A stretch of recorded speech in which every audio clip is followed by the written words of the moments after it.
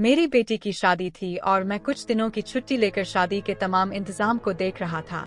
उस दिन सफर से लौटकर मैं घर आया तो पत्नी ने आकर एक लिफाफा मुझे पकड़ा दिया। लिफाफा अनजाना था, लेकिन प्रेषक का नाम देखकर मुझे आश्चर्य मिश्रित जिज्ञासा हुई। अमर विश्वास, एक ऐसा नाम जिसे मिले मुझे वर्षों बीत गए थे। मैंने लिफाफा खोला तो उसमें $1,00,000 का चेक और एक चिट्ठी थी। इतनी बड़ी राशि, वह भी मेरे नाम पर। मैंने जल्दी से चिट्ठी खोली और एक सांस में ही सारा पत्र पर डाला। पत्र किसी परी की कहानी की तरह मुझे अचंभित कर गया। लिखा था, आदरणीय सर, मैं एक छोटी सी भेंट आपको दे रहा हूँ। मुझे नहीं लगता कि आपके एहसानों का कर्ज मैं कभी उतार पाऊंगा। ये उपहार मेरी अनदेखी बहन के लिए है। घर पर सभी को मेरा प्रणाम। आपका, अमर। मेरी आंखों में वर्षों पुराने दिन सहसा किसी चलचित्र की तरह तैर गए।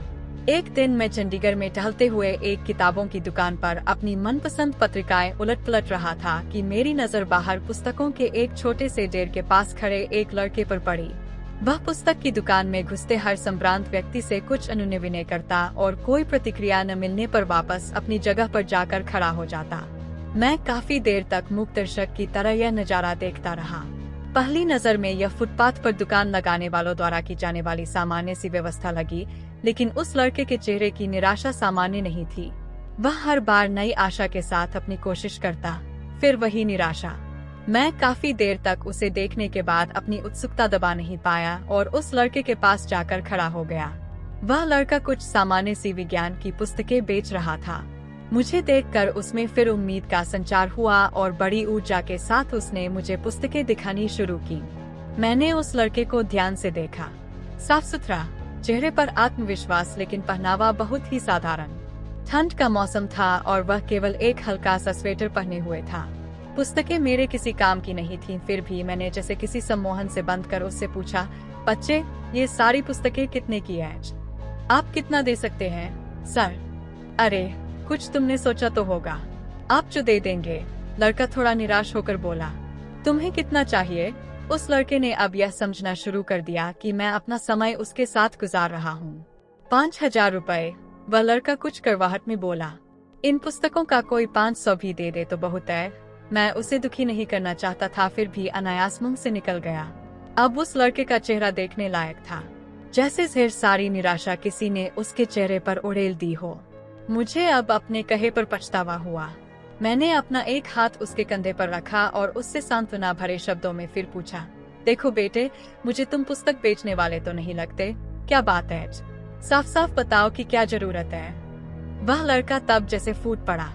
शायद काफी समय निराशा का उतार चढ़ाव अब उसके बर्दाश्त के बाहर था। सर, मैं 10+2 कर चुका हूँ। मेरे पिता एक छोटे से रेस्तरां में काम करते हैं।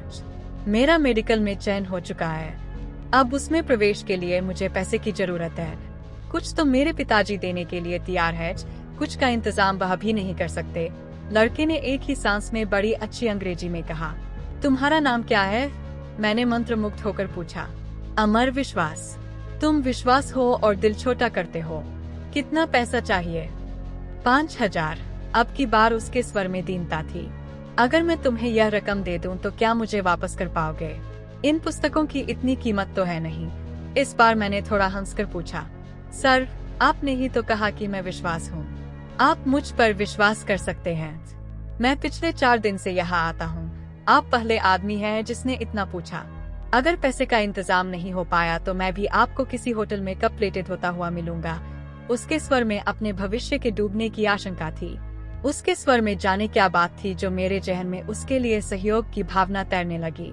मस्तिष्क उसे एक जालसाज से ज्यादा कुछ मानने को तैयार नहीं था, जबकि दिल में उसकी बात को स्वीकार करने का स्वर उठने लगा था। आखिर में दिल जीत गया। मैंने अपने पर्स से 5,000 रुपए निकाले, जिन्हें मैं शेयर मार्केट में निवेश करने की सोच रहा था, उसे पकड़ा दिए। वैसे इतने रुपए तो मेरे लिए भी मायने रखते थे, लेकिन न जाने किस मोह ने मुझसे वह पैसे निकलवा लिए।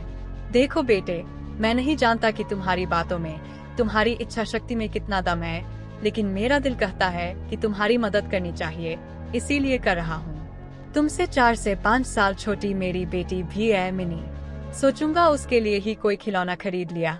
मैंने पैसे अमर की तरफ बढ़ाते हुए कहा। अमर हतप्रभ था। शायद उसे यकीन नहीं आ रहा था। उसकी आंखों में आंसू तैर आए।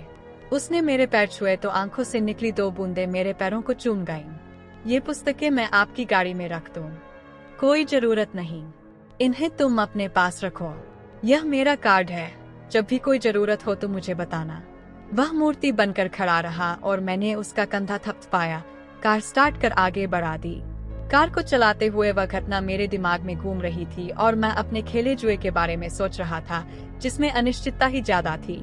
कोई दूसरा सुनेगा तो मुझे एक भावुक मूर्ख से ज्यादा कुछ नहीं समझेगा। आखिर मैंने यह घटना किसी को न बताने का फैसला किया। दिन गुजरते गए। अमर ने अपने मेडिकल में दाखिले की सूचना मुझे एक पत्र के माध्यम से दी। मुझे अपनी मूर्खता में कुछ मानवता नजर आई। एक अनजान सी शक्ति में या कहीं दिल में अंदर बैठे मानव ने मुझे प्रेरित किया कि मैं 1000-2000 रुपए उसके पते पर फिर भेज दूं। भावनाएं जीतीं और मैंने अपनी मूर्खता फिर दोहराई। दिन हवा होते गए। उसका संक्षिप्त सा पत्र आता जिसमें 4 लाइनें होती। 2 मेरे लिए, एक अपनी पराई पर और एक मिनी के लिए, जिसे वह अपनी बहन बोलता था। मैं अपनी मूर्खता दोहराता और उसे भूल जाता। मैंने कभी चेष्टा भी नहीं की कि उसके पास जाकर अपने पैसे का उपयोग देखूं, न कभी वह मेरे घर आया। कुछ साल तक यही क्रम चलता रहा। एक दिन उसका पत्र आया कि वह उच्च शिक्षा के लिए ऑस्ट्रेलिया जा रहा है। छात्रवृत्तियों के बारे में भी बताया था और एक लाइन मिनी के लिए लिखना वह अब भी नहीं भूला। मुझे अपनी उस मूर्खता पर दूसरी बार फक्र हुआ, बिना उस पत्र की सच्चाई जाने। समय पंख लगाकर उड़ता रहा। अमर ने अपनी शादी का कार्ड भेजा। वह शायद ऑस्ट्रेलिया में ही बसने के विचार में था। मिनी भी अपनी पढ़ाई पूरी कर चुकी थी। एक बड़े परिवार में उसका रिश्ता तय हुआ था। अब मुझे मिनी की शादी लड़के वालों की हैसियत के हिसाब से करनी थी।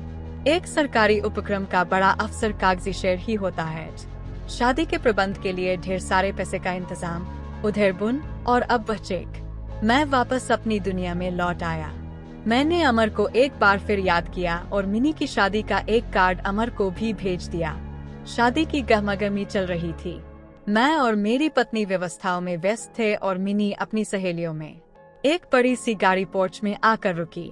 एक संभ्रांत से शख्स के लिए ड्राइवर ने गाड़ी का गेट खोला तो उस शख्स के साथ उसकी पत्नी, जिसकी गोद में एक बच्चा था, भी गाड़ी से बाहर निकले। मैं अपने दरवाजे पर जाकर खड़ा हुआ तो लगा कि इस व्यक्ति को पहले भी कहीं देखा है। उसने आकर मेरी पत्नी और मेरे पैर छुए। सर, मैं अमर। वह बड़ी श्रद्धा से बोला। मेरी पत्नी अचंभित सीखा।